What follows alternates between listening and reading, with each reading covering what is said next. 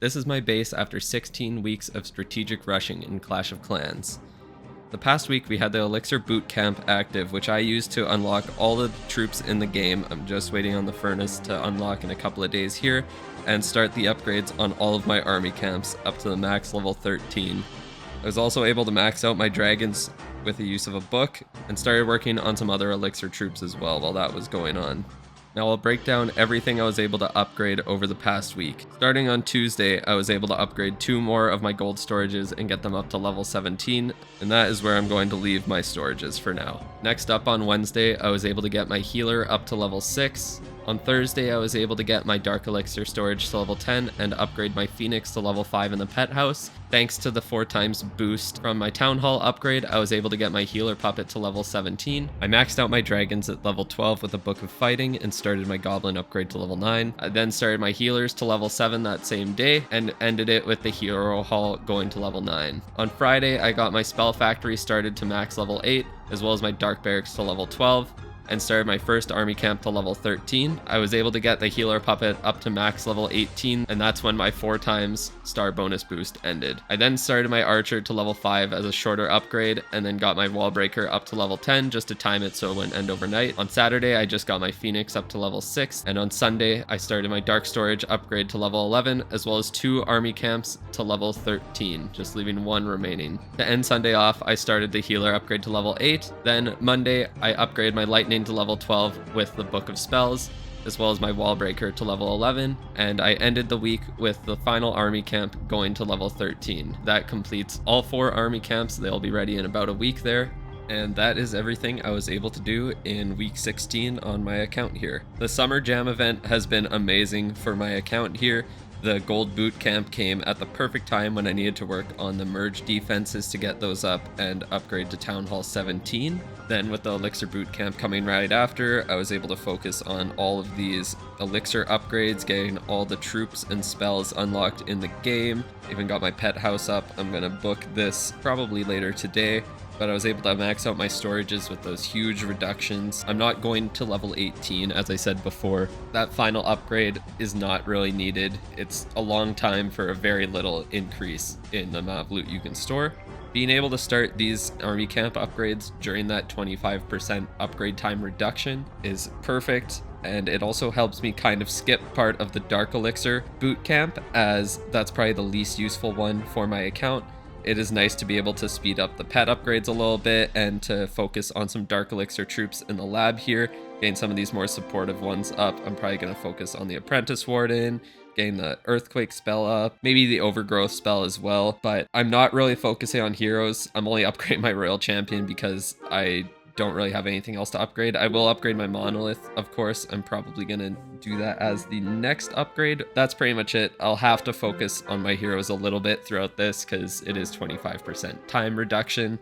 I can't really miss out on that. I'm gonna have to get to my heroes eventually, but the short-term plan is to just spam hero potions, which I get a lot of. I still have a few even sitting in my gold pass that I could use within the next 8 days. Other than that, I've been focusing on war to get my ore up. Most of them have been going pretty well. If I look into the war log, we're at 35 wins, 0 losses, 12 draws. Most of the wins here are because people aren't attacking, not really because people are failing their attacks. But the last time we even got less than a perfect war was 2 months almost it's been, and that was only because I had connection issues. Yeah, there's just one 3 months ago that I missed 1 star on. Other than that, I've been perfect in wars, which is great. We have been taking our time making a Discord for the clan to make sure everything is perfect before I launch it there. But I've already gotten up to clan level 5, pretty much just me and my friend by ourselves here. And personally, I'm still having a lot of fun with this account. I will enjoy once the boot camp is over, and then I can start upgrading some of the smaller things here, like some of the key defenses, getting those up to the level where I can just use a book on them and get them to max. I do have the books coming from the gold pass that I'll have to unload at least once a month. Unfortunately, I wasn't able to get any extra books from the chest event this month, but I will go over everything that I received there. As for clan games, I'll probably find a random clan to mooch off of, because I'm not spending all the time to get to 50,000 points with just a couple of people. That would be quite a waste of my time. So I'll just join some random clan and do it that way. The thing that I've prioritized the most is definitely my equipment here, and I'm very happy with it. Having the Warden with maxed out gear and the Royal Champion as well is so helpful. Really compensates for the low-leveled heroes that I have. I did max out the healer puppet, but I'm sticking with the action figure. Since my queen's level 3, hard to keep her alive when she dies extremely fast to pretty much anything. The giant can do some damage by itself, maybe get a couple extra defenses. This is the next thing I'm going to upgrade there. And then I'm not too sure what I want to focus on, to be honest. Maybe the Rage Gem. I'm kind of just hoping that I can unlock the Spiky Ball for the Barbarian King or the Fireball for the Warden, and then I'll probably focus on either of those. Getting some damage equipment up is great, especially when you have low-level heroes. The damage equipment doesn't really need you to be super high level to get good value out of it. Even though I unlocked the 6th builder already, I've been continuing work on the builder base. I got my clock tower up to level 10, so that's going to be really nice. I've got my gem mine going to level 8. I've got my baby dragons going to max right now. I'll be slowly upgrading my defenses, focusing on the key ones. My next goal is to get up to that 3,000 trophies, as that's where you get an extra 1,000 gems.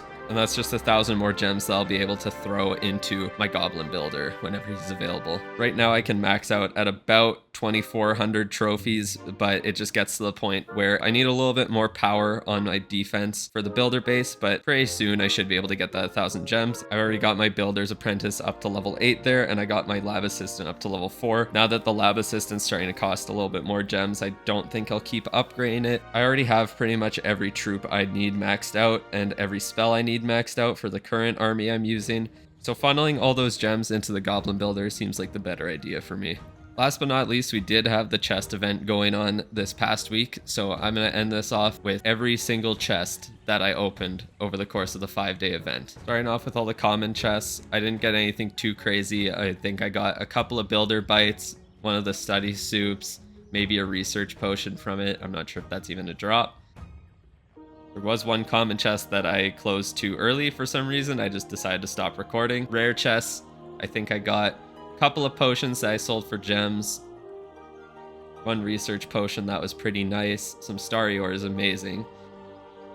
But now we're getting on to the good ones. So I got 3 epic chests during the week there. One was the Shovel of Obstacles that I just sold for gems right away. I don't have any obstacles to move. I don't really care for decorations. This was the last chest I got of the event, and it gave me one of the better rewards of 171 glowy ore.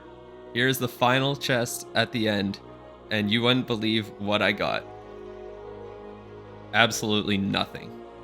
That does it for week 16 on my account. Summer Jam couldn't have come at a better time for me right as I get to Town Hall 17, and fittingly, I will see you back for week 17 in a few more days.